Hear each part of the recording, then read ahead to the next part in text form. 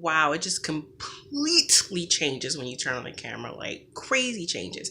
I was trying to find a way to disguise my messy dresser, but you know what? It's there. Not gonna start this video over, so we're here now. Started from the bottom, now we're here. We're here. So I messed up. Basically, I decided that I was gonna have a cheat day, and I really don't like to use the term cheat day because it just comes off like I'm like, oh, super diet all the time, and then I get a day where I get to eat the things I want. No, I eat pretty healthy nowadays for the most part, and then I will have things that I want in moderation. Today I woke up and I usually would have my smoothie in the mornings and drink my water throughout the day and pretty much eat healthy. And then if there's something that I want, like last night for instance, or yesterday, woke up, made smoothies. I think I had a snack at some point, had a bunch of water, and then at the end of the night, well, around dinner time, I made everyone else egg rolls, but I ended up having my roasted veggies, a piece of baked chicken, and I think I had a couple of egg rolls. So again, I have the things that I want, but while everyone else had like 5 or 6 egg rolls for dinner, I just had a couple with my regular foods.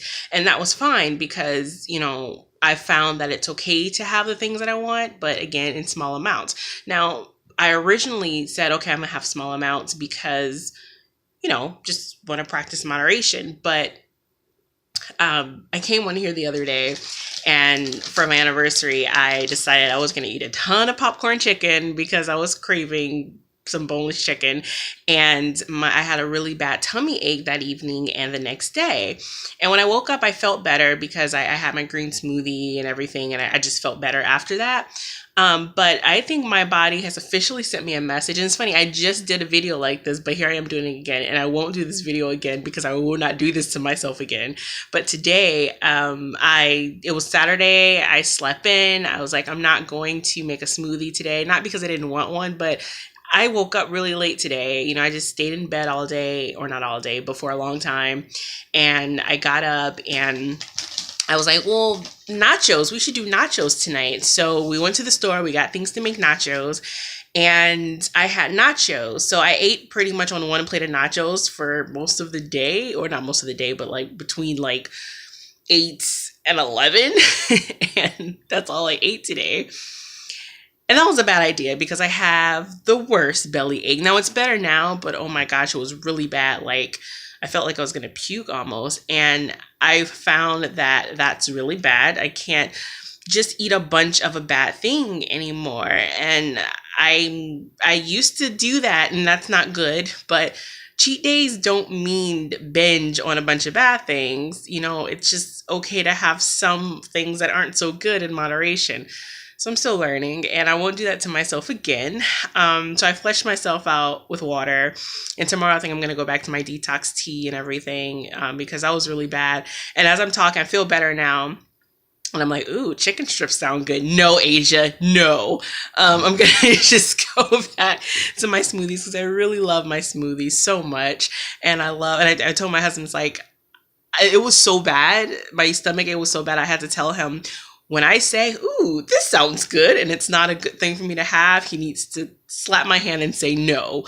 Or if I have some, have a very small amount, because I'm not even against the idea of sometimes, we have those days where it's like, oh, I'm going to eat something really bad, something greasy or bad for you. But my body is literally like, girl, no. I remember when I was a teenager, and I was like super dieting all the time.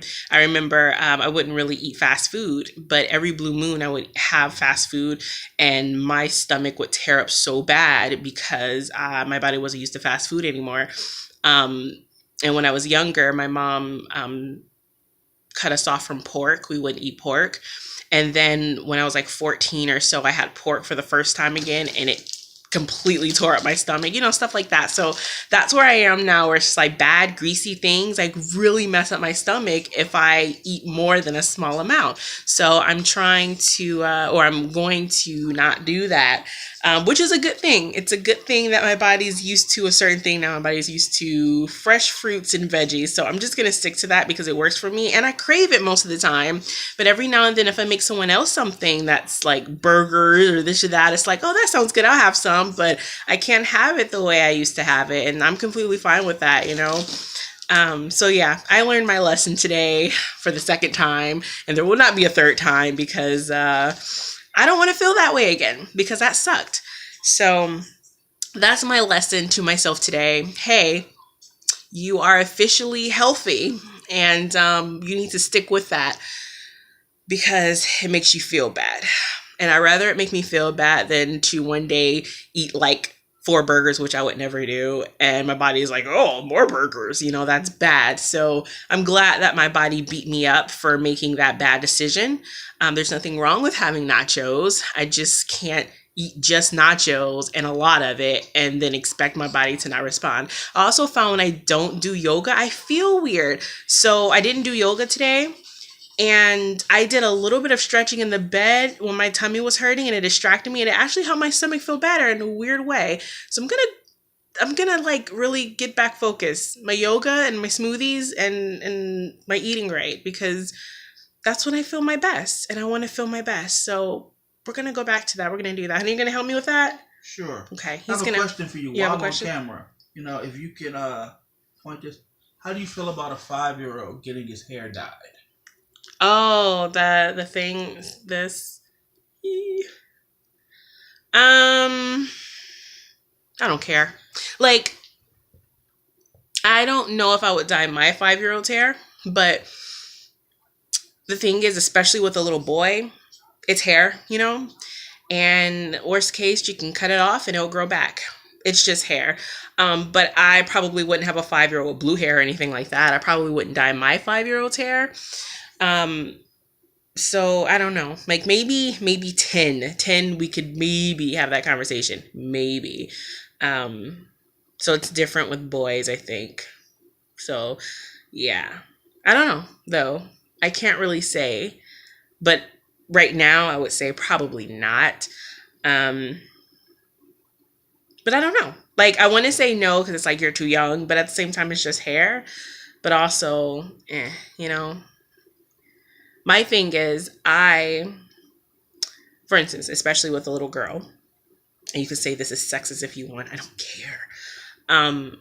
I would take care of my daughter or my children's hair to the best of my ability. And once they are of age, if they decide that they would like to do something different, I can't stop them. But, yeah, I'm not going to change. I don't know what I'm trying to say here. I feel as though that's a bit young, but that's just me. So yeah. Anyway, I'm gonna go now. I have to potty, and we're gonna watch Judge Judy. So bye. Judy Booty.